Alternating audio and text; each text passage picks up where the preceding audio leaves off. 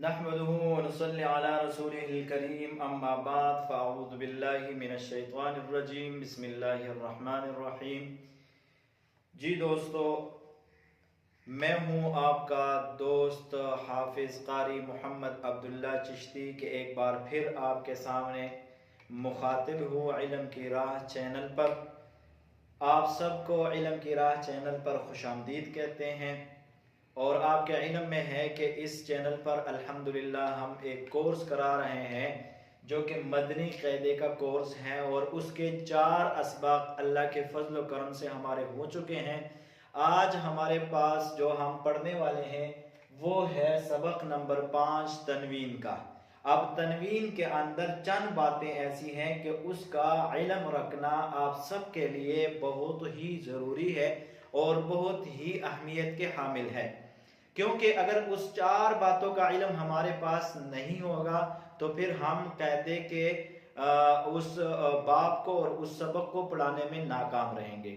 और इस वीडियो के अंदर आपको वो सारी बातें जो अहम बातें हैं और बच्चों को समझाने की बातें हैं और खुद भी समझने की बातें हैं वो सारी इंशाअल्लाहुल अज़ीज़ आपके सामने रखूँगा।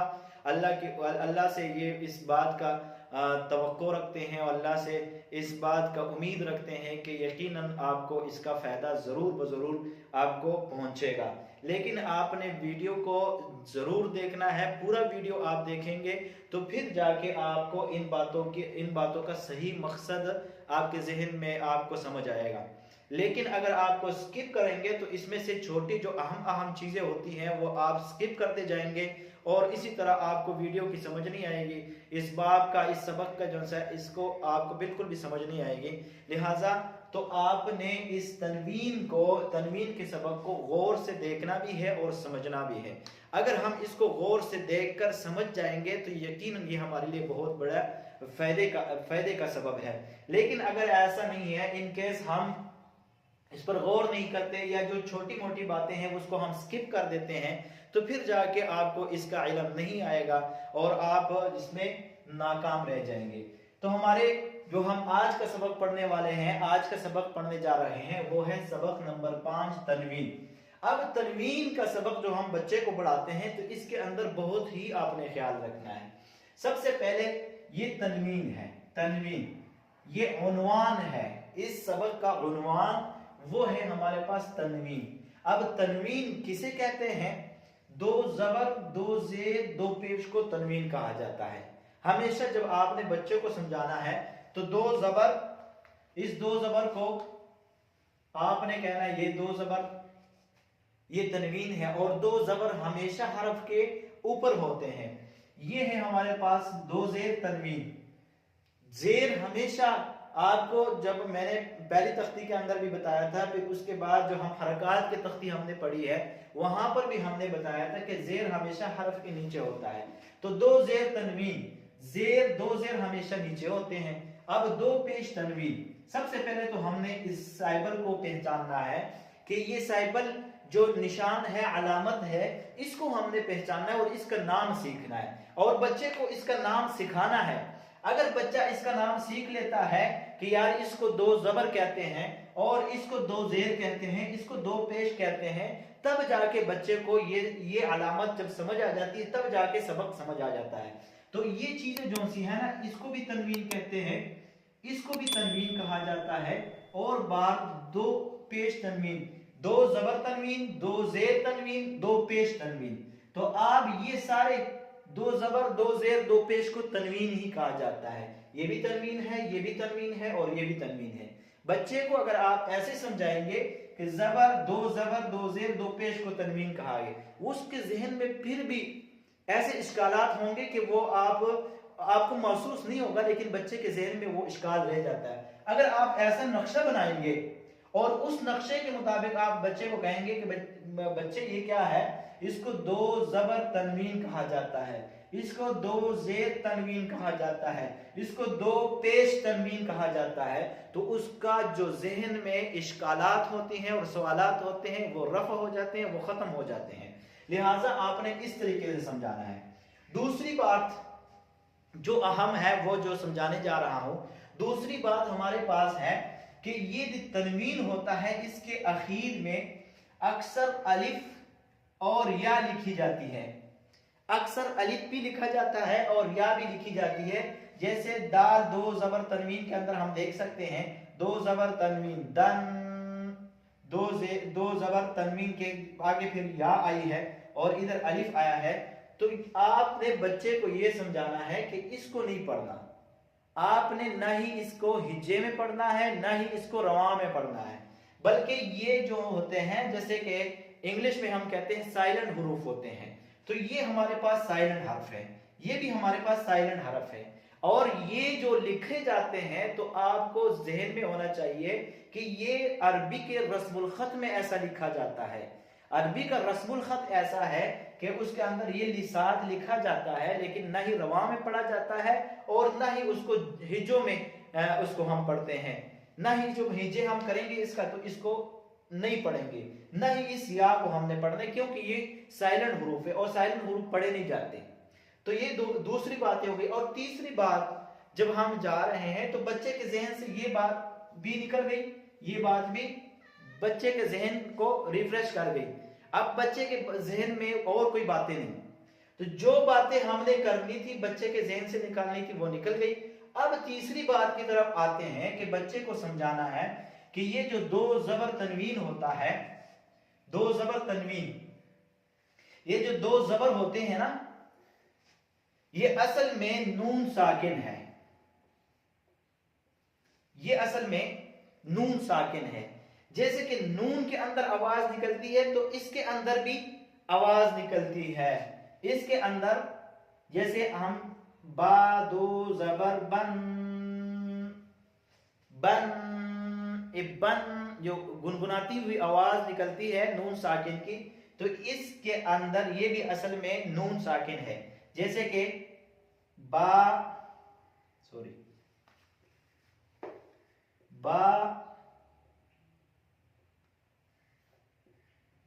نون زبر بن، تو دیکھو آواز میں جب دونوں کی آواز نکلتی ہے تو وہ سیم ہے، دونوں اس کی آواز اور اس کی آواز دونوں سیم ہے. تو اس سے معلوم ہوا کہ یہ دو زبر دو تنوین ہوتا ہے یہ اصل میں نون ساکن ہے اور اس نون ساکن کی آواز نکل رہی ہے. اور اس کے اندر جو اہم بات ہے وہ اخیر میں آنے والی ہے کہ اس کے اندر ہم نے کیا کرنا ہوتا ہے، آواز کدھر لے کے جانی ہے اور کیسے آواز نکالنی ہے، وہ اہم ٹاپک آگے آ رہا ہے. تیسری بات بھی کلیئر ہو گئی کہ یہ اصل میں جو دو زبر تنوین ہوتا ہے یہ نون ساکن ہے اور نون ساکن کے اندر جیسے آواز گنگناتی ہوئی نکلتی ہے تو اسی طرح دو زبر تنوین کے اندر بھی اسی طرح آواز گنگناتی ہوئی نکلتی ہے کہ حمزہ دو زبر ان، حمزہ نون زبر ان، اسی طرح میم دو زبر من، میم نون زبر من. تو آواز میں ایکویلٹی ہے، یہ آواز میں یکجہتی ہے، لیکن اگر رسم الخط میں دیکھا جائے تو یہ ایسے لکھا جاتا ہے اور رسم الخط میں دیکھا جائے تو یہ ایسے لکھا جاتا ہے. لیکن اصل میں یہ جو تنوین ہے یہ نون ساکن ہے، یہی نون ساکن ہے اور اس نون ساکن کی آواز نکل رہی ہے. ان، بن، تن، بات جو ہمارے پاس ہے نمبر 4. اب اگر یہ دو زبر تنوین جس حرف پر ہو، اگر فرض کرے یہ دو زبر تنوین تا پر بھی آیا ہے، تو پر بھی آیا ہے، ایون سارے حروف پر الف سے لے کر یا تک بھی حروف تہجی ہے، سب پر یہ جو تنوین کا نشان آیا ہے، یہ دو زبر تنوین کا سائبل جو علامت ہے یہ آیا ہے. اب یہ علامت جس حرف پر ہو اسے کیا کہیں گے؟ آپ نے بچے کو یہ بھی سمجھانا ہے کہ جس حرف پر یہ سائبل ہو، یہ علامت ہو، تو اس حرف کو ہم کیا کہیں گے؟ اس کا نام بھی بدل جاتا ہے. اب اس کے اوپر سائبل کس کا ہے، علامت کس کا ہے؟ تنوین کا، دو زبر تنوین کی علامت ہے. جب دو زبر تنوین کی علامت ہے تو اب اس با کا نام اور اس تا کا نام، اب اس کو ہم کہیں گے یہ تا منون ہے، منون. اب یہ تا منون ہے کیوں؟ کیونکہ اس کے اوپر علامت دو زبر تنوین کی آئی ہے. اب یہ تا جو ہے یہ بھی منون ہے، کیوں؟ کیونکہ اس کے اوپر جو علامت تنوین کی آئی ہے دو زیر کی، یہ بھی منون ہے. اسی طرح یہ تاج ہے، یہ بھی منون ہے. کیوں؟ کیونکہ اس کے اوپر جو علامت آئی ہے دو پیش کی، یہ علامت بتاتی ہے کہ یہ حرف منون ہے، یعنی اس کے اوپر تنوین آیا ہے. منون کا معنی جس کے اوپر کوئی کام کیا جائے، تو اس کے اوپر یہ تنوین آئی ہے، اس لیے اس کو منون کہا جاتا ہے. تو منون، چوتھی بات بھی ہمارے پاس کلیئر ہو گئی. پانچویں بات جو میں آپ کو سمجھانے جا رہا ہوں وہی آپ نے سمجھنی، وہ بہت اہم بات ہے، اس کو ہم نے سمجھنا ہے. پانچویں بات، اس سبق کے اندر 5 باتوں کا علم آپ کے پاس ہونا چاہیے، تو تب جا کے آپ بچے کو صحیح طریقے سے سمجھا سکیں گے. تو یار ہمارے پاس یہ ہے کہ یہ اس کو منون کہا جاتا ہے. یہ بات بھی ہمارے ذہن سے کلیئر ہو گئی کہ جس حرف پر تنوین کی علامت آ جائے، دو زبر کی علامت ہو یا دو زیر کی علامت ہو یا دو پیش کی علامت ہو، تو اس حرف کو ہم منون کہیں گے. اس حرف کو منون کہا جاتا ہے، یعنی اس کے اوپر تنوین آئی ہے، اس لیے منون نہیں، منون کہا جاتا ہے. منون اسم فاعل کا صیغہ بن جاتا ہے اور منون اسم مفعول کا صیغہ بن جاتا ہے. تو یہ اسم مفعول کا صیغہ ہے کہ یہ منون ہے، کیونکہ اس کے اوپر علامت دو زبر کی آئی ہے، دو زیر کی آئی ہے اور دو پیش کی آئی ہے. تو اس لیے اس کو منون کہا جائے گا. کیا کہا جائے گا؟ منون. طا دو زبر طن، اس کو بھی منون کہتے ہیں. کیوں؟ کیونکہ اس کے اوپر تنوین، علامت دو زبر تنوین کی آئی ہے. یہ طا بھی منون ہے کیونکہ اس کے اوپر علامت دو زیر تنوین کی آئی ہے، اور یہ بھی منون ہے کیونکہ اس کے اوپر دو پیش علامت دو پیش تنوین کی آئی ہے. تو جس حرف پر ایون الف سے لے کر یا تک جس حرف پر بھی تنوین کی علامت آ جائے تو اس کو منون کہا جاتا ہے. اب اس کے منون حرف کے اندر کیا ہوگا، یہ بات سمجھنے کی ہے. اگر آپ اس بات کو سمجھیں گے کہ جو منون حرف کے اندر کیا کیا جائے گا، کیسے پڑھا جائے گا، اس کے پڑھنے کا طریقہ کیا ہے، تب جا کے اب صحیح جو بات ہے، مین بات ہے، وہ اب آنے والی ہے. یعنی اس منون حرف کو ہم کیسے پڑھیں گے، منون حرف کو کیسے پڑھا جائے گا، بچے کو کیسے سمجھایا جائے گا. اب یہ حسن ہے، اگر یہ پانچویں بات آپ نہیں اس کے اندر زیر غور لاتے، اگر یہ بات ہم زیر غور نہیں لائیں گے تو اس کا حسن نہیں رہے گا، کیونکہ تنوین کا حسن جو ہے وہ اس میں ہے، یہ پانچویں بات میں ہے. پانچویں بات ہمارے پاس ہے، اس کے اندر منون حرف کے اندر غنہ ہوگا. منون حرف کے اندر غنہ ہوگا. غنہ کسے کہتے ہیں؟ غنہ کہتے ہیں، میں نے آپ کو پہلے ہی بتایا تھا کہ ناک کے بانسے میں آواز لے جانا. جب آپ ناک کے بانسے میں آواز لے کے جاتے ہیں اور وہ آواز گنگناتی ہوئی، ایسے جیسے وائبریشن کی طرح گنگناتی ہوئی آواز ناک کے اندر جائے گی تو اس کو غنہ کہا جائے گا. تو اس کے اندر ہم نے منون حرف کے اندر ہم نے غنہ کرنا ہے. غنہ ایک الف کے مقدار ہوگا. وہ ایک الف کی مقدار کتنی ہے وہ بھی بتانے جا رہا ہوں. یہ اب اس کے منون حرف کے اندر غنہ ہم کیسے کریں گے؟ با دو زبر بن، ایک الف کے مقدار اس کے اندر ناک کے اندر آواز لے کی جانی ہے. جیسے میں نے آپ کو بتایا کہ یہ نون ساکن ہے اور نون ساکن کے اندر آواز ناک کے اندر چلی جاتی ہے. تو با دو زبر بن، تا دو زبر تن، تا دو زیر تن، تا دو پیش تن. یعنی ان حروف کے اندر یہ جتنے بھی حروف ذکر کیا گیا ہے اس کے اندر غنہ ہوگا. غنہ کس کو کہتے ہیں؟ کہ ناک میں آواز لے کے جانے کو، آواز کو ٹھہرانا تھوڑی دیر کے لیے ایک الف کی مقدار. اب ایک الف کی مقدار کتنی ہے؟ ایک الف کی مقدار 2 حرکات کے برابر ہے. 2 حرکات کے برابر اس کو کھینچنا ہے، اس کو کھینچنا ہے. 2 حرکات کے برابر ناک میں آواز کو ٹھہرانا ہے. اب دو حرکات کی مثال آپ کو کیسے دوں، اشارے سے آپ سمجھ سکتے ہیں. یہ میرا ہاتھ کھلا ہے، اب جتنی دیر میں یہ ہاتھ بند ہوگا آہستہ آہستہ، اتنی دیر آپ نے اس ناک کے اندر آواز کو ٹھہرانا ہے. یعنی تا دو زبر تن. اب دیکھو تن کے اندر جب ہم جتنی دیر میں یہ آواز، یہ مٹھی ہماری بند ہوتی ہے، اتنی دیر میں آپ نے آواز روکے رکھنی. یا مٹھی آپ کی بند ہے لیکن اب اس کو آہستہ آہستہ کھولنا، یا بند کھلنے مٹھی ہے اس کو بند کرنا، یا یہ مٹھی بند ہے اس کو آہستہ آہستہ کھولنا. جیسے تا دو زبر تن، اتنی دیر، یہ اتنی دیر دو حرکات کے برابر آپ نے آواز یہاں ناک کے اندر روکے رکھنی ہے. تو تب جا کے آپ کو یہ حسن اس کا جو ہوتا ہے دو زبر تنوین کا حسن تب جا کے آئے گا جب آپ ایک الف کے مقدار ناک میں آواز ٹھہرائیں گے اور بچے کو اس طرح سمجھائیں گے. تو یہ اس کے اندر اہم باتیں ہیں جو میں نے یہاں پر بیان کر دی ہیں. یہ تنوین کے سبق میں یہ باتیں، یہ 4-5 باتیں جو سی ہیں، 5 باتوں کا آپ نے انتہائی خیال رکھنا ہے.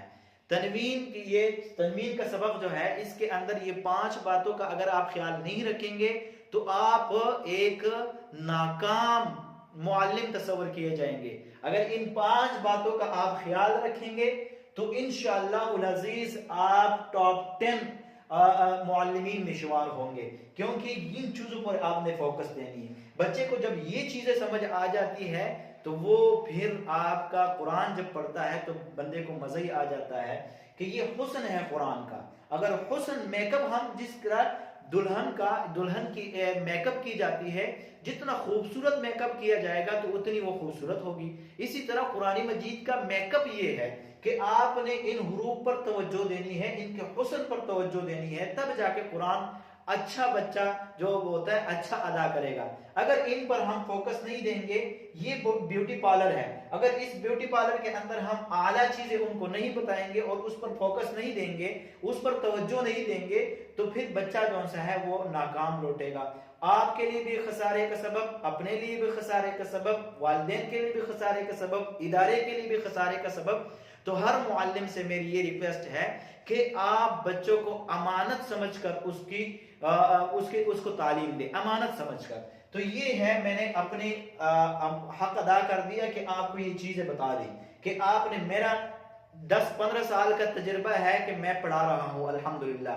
میں نے جتنا بچے کو اس انداز میں پڑھایا ہے الحمدللہ آج وہ کامیاب ترین شاگردوں میں میرا شمار ہوتا ہے. اور میں آپ کو اگزامپل، میری ویڈیو جتنی بھی ہے آپ اس میں دیکھ سکتے ہیں، آخر میں ایک بچے کا ویڈیو ضرور دیتا ہوں. تو اس میں بھی انشاءاللہ العزیز بچے کو آپ نے کیسے اجرا کروانی ہے اس کی ویڈیو بھی انشاءاللہ العزیز آپ کو لگا کر دے دوں گا. اور آپ کو اس بورڈ پر بھی سمجھاؤں گا کہ آپ نے بچہ بھی میرے ساتھ کھڑا ہوگا انشاءاللہ العزیز، کہ وہ بچے کو آپ نے کیسے جو ہے اس کو کرنا ہے، وہ اجرا کروانی ہے. تو یہ ہے ہمارے پاس. اور تنوین کے اندر یہ ان باتوں کا آپ نے خیال رکھنا ہے. یہ تا دو زبر تن، تا دو زیر تن، تا دو پیش تن، تا دو زبر تن، تا دو زیر تن، تا دو پیش تن. سبق آگے چلتے ہیں انشاءاللہ العزیز.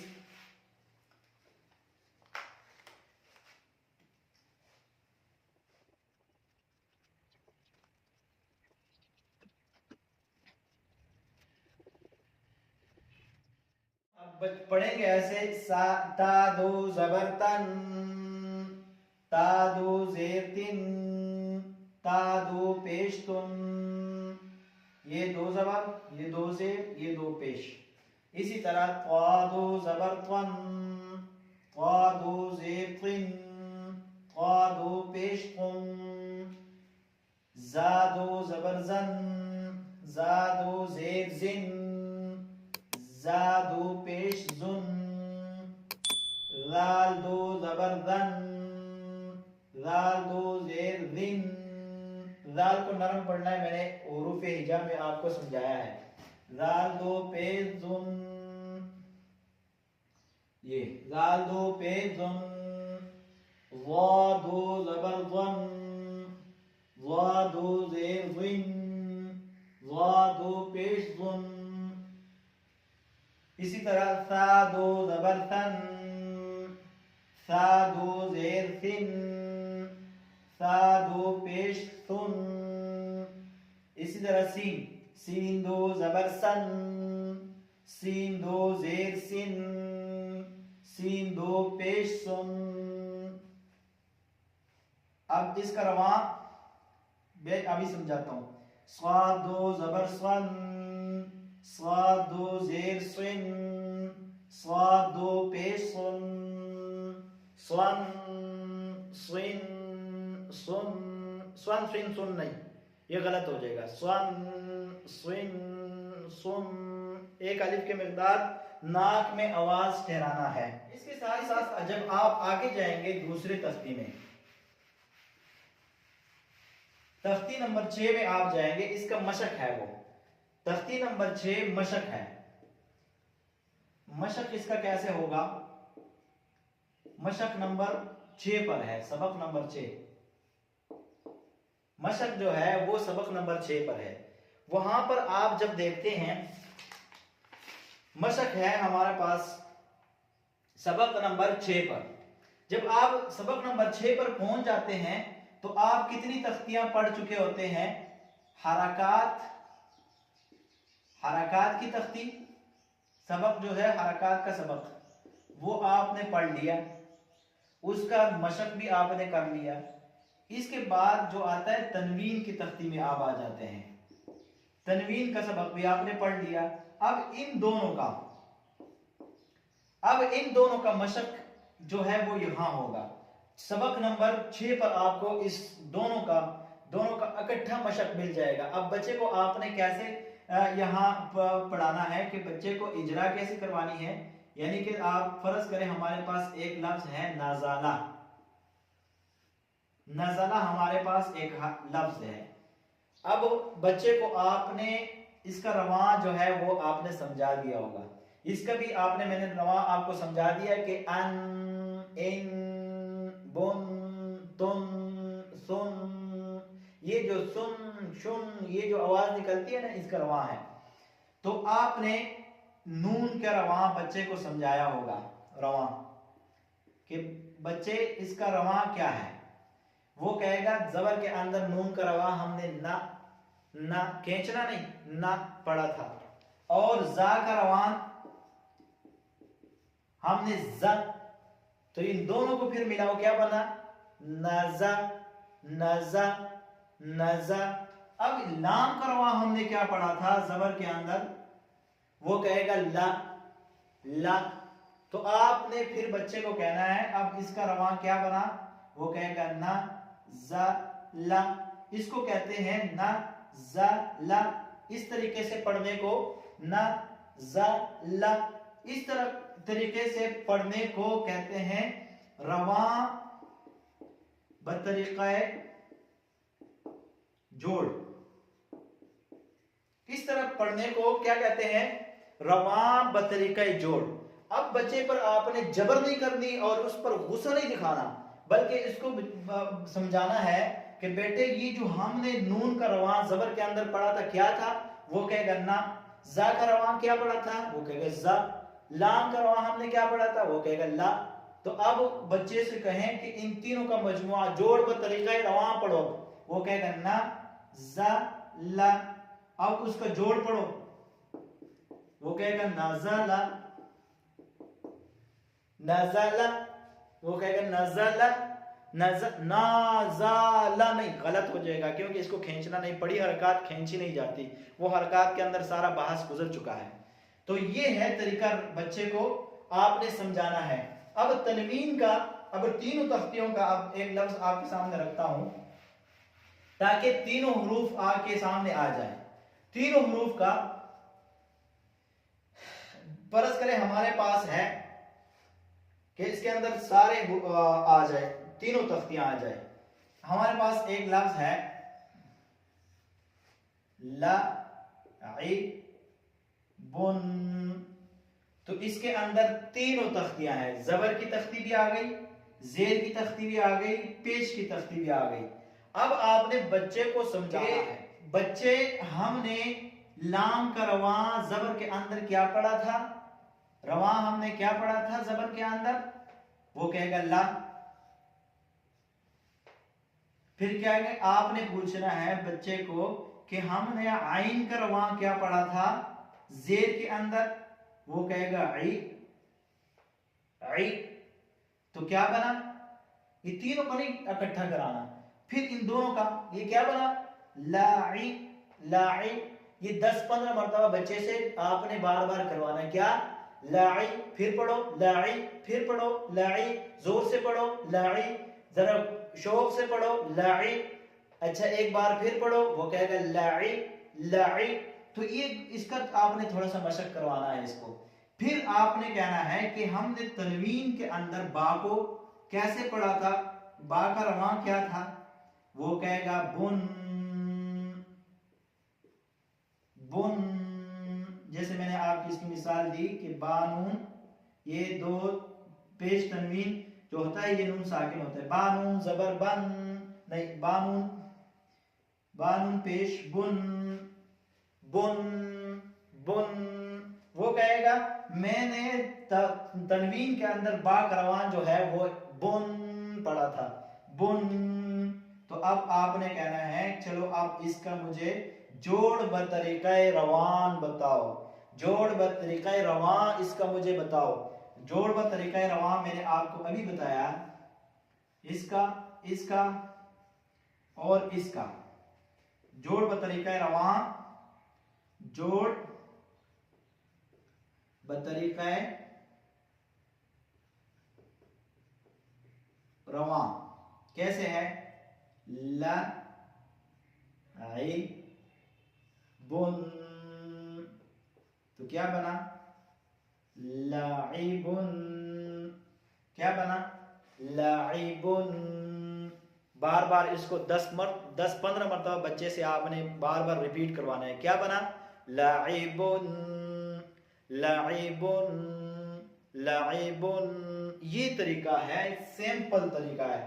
مار پیٹ اور بچے پر پریشر ڈالنا یہ تعلیم کا حصہ بھی نہیں، اور یہ ایک اچھے معلم کی نشانی بھی نہیں. اچھے معلم کی نشانی یہ ہے کہ وہ بچے کو اس طریقے سے سمجھائے. اب اگر انشاءاللہ العزیز آپ ہمارے طریقے سے بچے کو سمجھائیں گے تو میں 100% گارنٹی آپ کو دیتا ہوں کہ آپ جو ہیں ایک اچھے معلم، ایک اچھے ٹیچر وہ دنیا میں آئیں گے. اگر اس طریقے سے ہم نے بچے کو سمجھایا تو بچے کو کیا نہیں سمجھ آئے گی؟ الحمدللہ 100% سمجھ آ جائے گی.